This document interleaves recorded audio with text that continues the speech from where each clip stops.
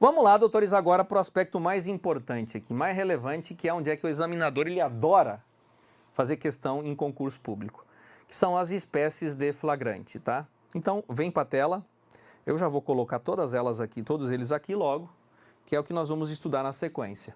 Espécies de flagrante. Então, você vai perceber que o Código de Processo Penal, doutores, ele trata dessas três espécies de flagrante. Nós temos o flagrante próprio, real ou propriamente dito, previsto no inciso 1 e no inciso 2 do CPP, que é naquela hipótese em que o cidadão é surpreendido cometendo o crime, então ele está em meio à execução do ato, ou quando acaba de cometê-lo. Portanto, o cidadão é surpreendido.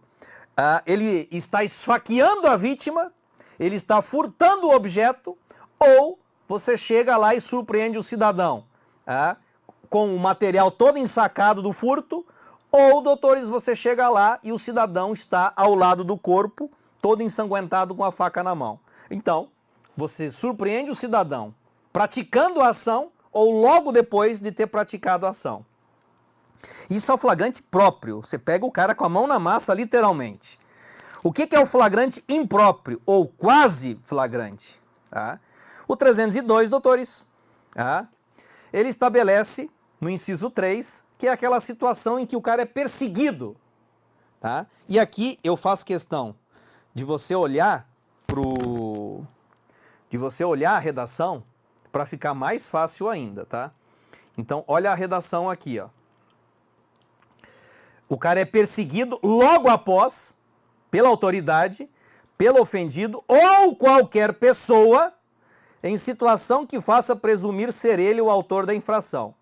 Ou seja, doutores, aqui a condição sine qua non para que nós tenhamos esta forma de prisão aqui é o quê? A perseguição. É a perseguição. Agora, o que você compreende aqui por perseguição? O que se compreende aqui por perseguição? Pessoal, perseguição não é aquela ideia que você vê em filme, aquela romantização da viatura correndo atrás do cara. A perseguição não consiste nisso. A perseguição consiste na atividade policial rotineira de investigar e quem que é o cara. Então, por exemplo, a polícia chega até o local, pessoas dão a indicação de que seja o fulano com esta aparência ou aquela aparência, vestido daquele jeito, daquela forma, ou às vezes dão até o apelido do cidadão e a polícia vai atrás dele. Vai atrás dele e aí 2 dias, 3 dias, 4 dias, 5 dias depois, na cola dele, de forma ininterrupta, pega o cara, acha o cidadão. Ele pode ser preso em flagrante? Pode. É isso que a gente chama de flagrante impróprio ou quase flagrante.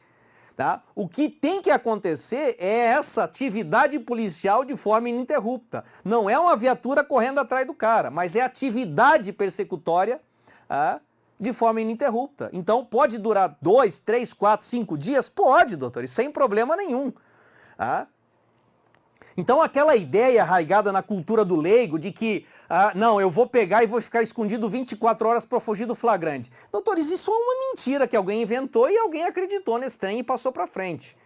Então esse negócio de você pegar e esperar 24 horas para fugir do flagrante, eu não sei de onde é que saiu isso, tá? Isso não tem lógica nenhuma e não tem amparo. Ok? E depois eu tenho uma terceira situação que é o flagrante presumido ou flagrante ficto. Flagrante presumido ou flagrante ficto. E o que é esse presumido? É aquele cidadão, doutores, que é encontrado. Olha para a tela. É encontrado logo depois com instrumentos, armas, objetos ou papéis que façam presumir ser ele o autor da infração. Então, doutores, eu tenho a prática de um crime. A polícia tem ciência desse crime, doutores, e, numa atividade policial de rotina, localiza um cidadão que é encontrado, por exemplo, na posse do veículo que foi subtraído, que foi furtado ou que foi roubado. Porra, meu amigo, eu estou encontrando o cara, na posse do veículo, tá? De um veículo que foi objeto de furto ou objeto de roubo. Essa circunstância me leva a presumir que foi ele quem realizou o furto, quem realizou o roubo.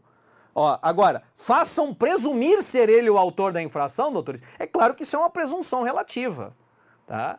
É uma presunção iuris tantum, tá certo?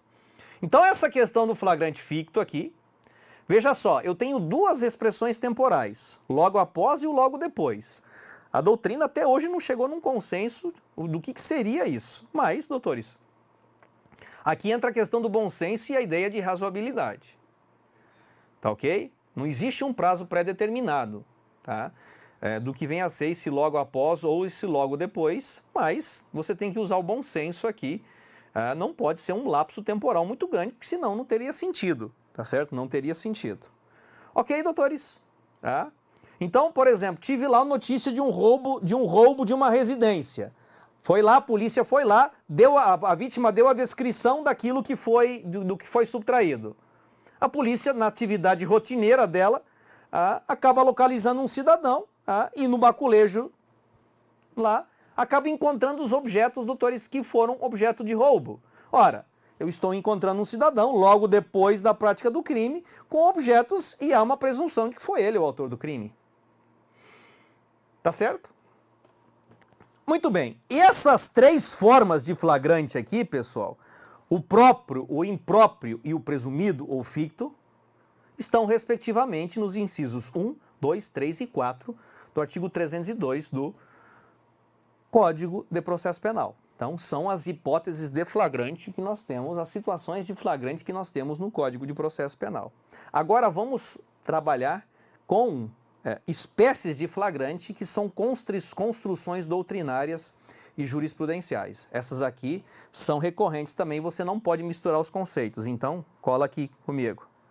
Então, nós temos, primeiro, a figura do flagrante preparado ou provocado. Doutores, essa questão, tá? Essa questão já foi muito cobrada em concurso público. Tá? Vejam só, o que é um flagrante preparado ou um flagrante provocado? Eu tenho a atuação de um agente provocador, normalmente a polícia. Normalmente é a polícia. Então eu tenho a atuação de um agente provocador. Pode ser, de repente, o dono de um estabelecimento comercial, não tem problema. Mas para você entender a diferença dos dois, presta atenção aqui. Vamos supor, doutores, eu vou te dar dois exemplos para você entender bem essa diferença e a questão da aplicação da súmula 145 do STF. Doutores, eu tenho um crime de tráfico de drogas, tá?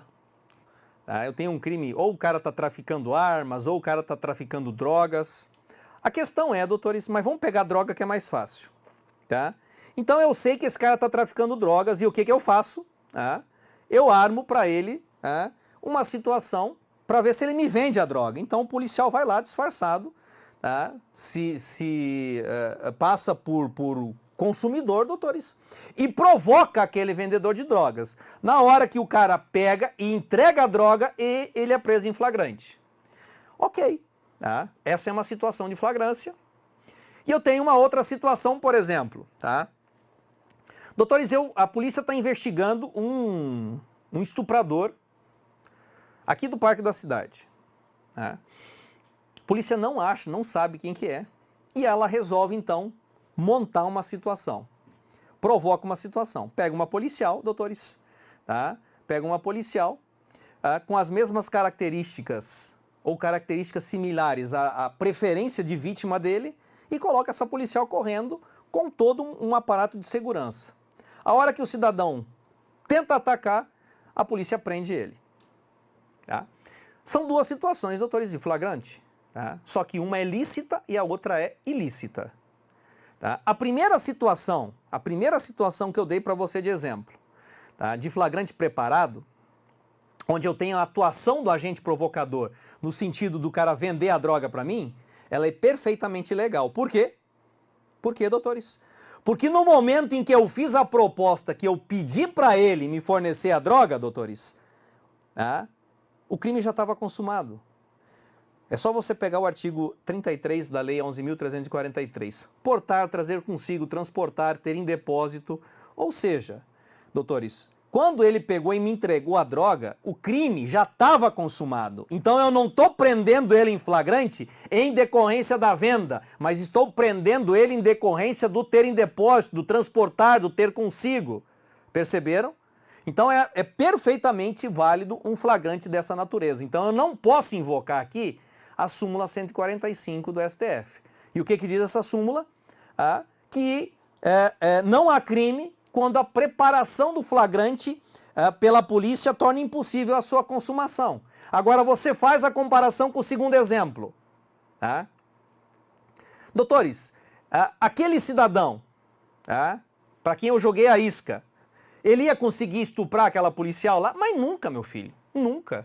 Tá? Aquele crime nunca se consumaria em hipótese alguma. Perceberam? Aí eu teria uma situação de flagrante ilícito, tá certo? Uma hipótese de flagrante ilegal. É a mesma coisa do cara desconfiado de que tem um determinado funcionário furtando, ele coloca uma câmera escondida e a hora que o cara pega e furta, ele vai lá e surpreende o cara. Isso é um flagrante preparado, doutores. É um flagrante preparado com a aplicação da súmula 145. Então tomem cuidado com essa questão do flagrante preparado, pessoal. Tá? Então eu posso aplicar a súmula 145 quando a consumação do delito está diretamente relacionada com a atuação do agente provocador. Agora, se eu tenho aqueles crimes aqueles tipos mistos alternativos de ação múltipla ou conteúdo variado, como é o caso da Lei 11.343, do artigo 33, que eu tenho vários verbos núcleo do tipo, e alguns deles, inclusive, são crimes permanentes, quando eu tenho a atuação do agente provocador, o crime já está consumado. Então, é isso que você tem que tomar cuidado em relação a esse aspecto do flagrante preparado, tá? Ou flagrante provocado e a respectiva aplicação da súmula 145. Entenderam o que eu falei, pessoal? Vou até tomar uma água agora.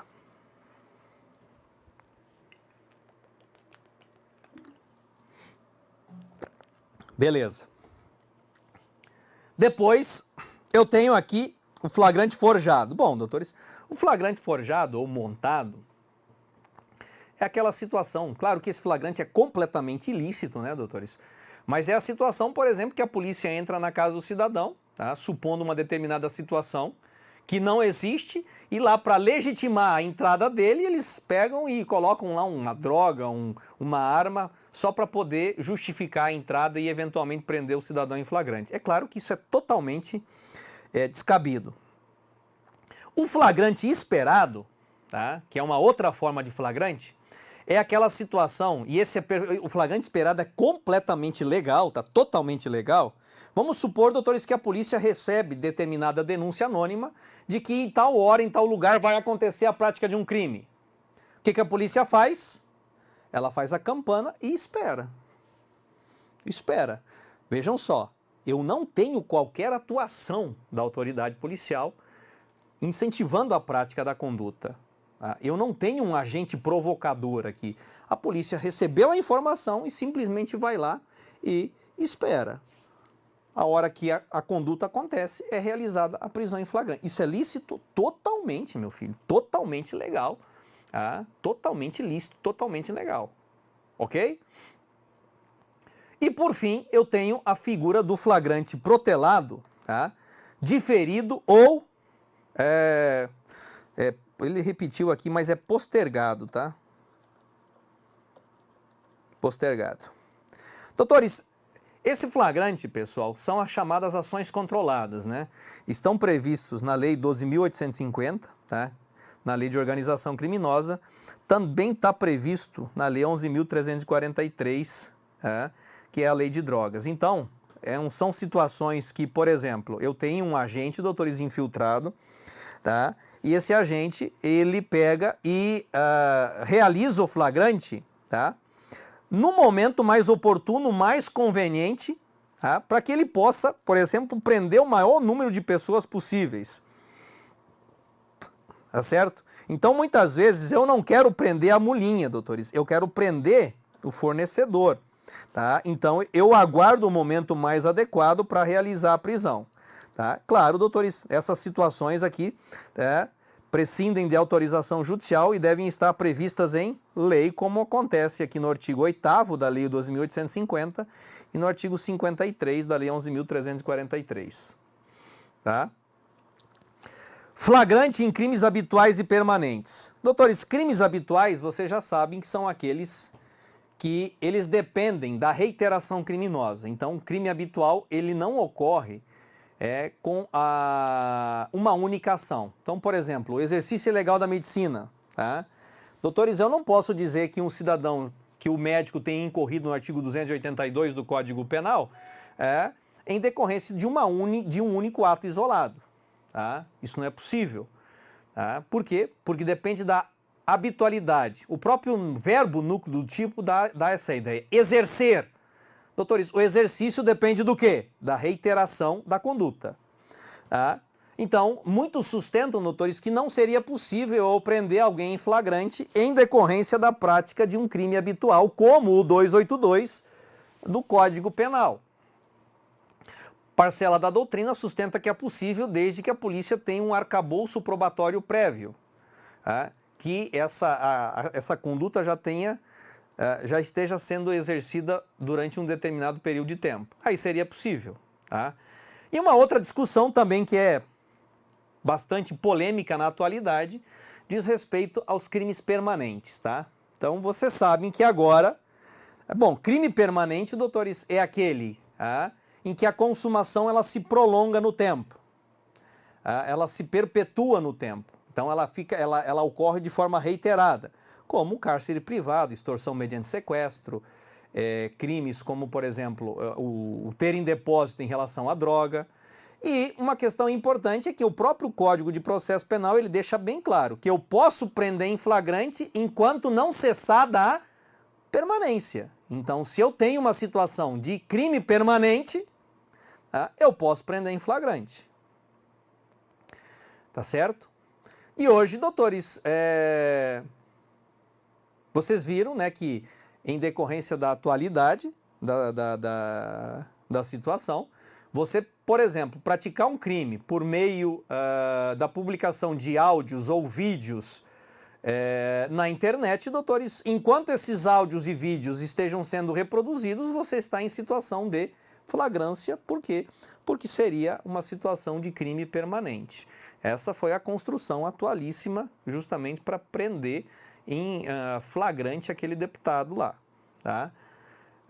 Aí você me pergunta a questão do mandado, né? A questão do mandado. Pô, Jair, existe mandado de prisão em flagrante? Não, não existe. E não vou nem entrar nessa discussão também. Pô, mas o ministro, meu filho, tá? Para mim, isso daqui não é referência, porque, como eu já disse, não me parece que seja... Eu não vejo respaldo aqui. Isso meio que é uma unanimidade entre os processualistas, doutores. Vocês podem pegar pessoas mais balizadas aí. Eu nunca vi um mandado de prisão em flagrante. Tá? Tanto é que a Constituição fala, ninguém será preso em flagrante, ninguém será preso senão em flagrante delito ou por ordem escrita e fundamentada. Então, para prender em flagrante, basta a situação de flagrância. Eu não preciso ter um mandado de prisão em flagrante. Tá? Bom, aí, essa aí é outra forçação de barra, tá? Flagrante nos crimes de ação penal pública condicionada, doutores, vocês sabem, tá? Só pode ocorrer, tá? Só pode ocorrer a requerimento da vítima ou representação da vítima, porque nós seguimos a regra do artigo 5º, parágrafo 4º e 5º do CPP.